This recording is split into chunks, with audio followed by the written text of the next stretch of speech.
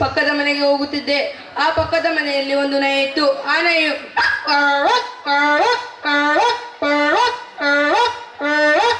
ಎಂದು ಬೊಗಳುತ್ತಿತ್ತು.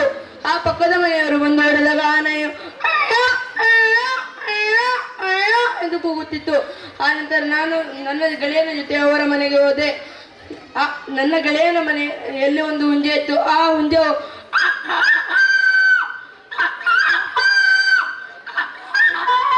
ಎಂದು ಕೂಗುತ್ತಿತ್ತು.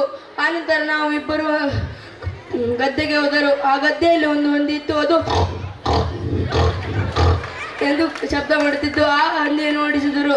ಅಲ್ಲೇ ಒಂದು ನವಿಲು ದೂರದಲ್ಲಿ ಕೂಗುತ್ತಿತ್ತು.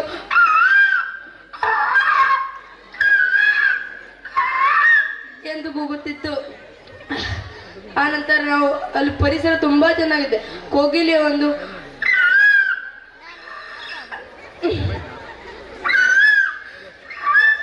ಎಂದು ಕೂಗುತ್ತಿತ್ತು.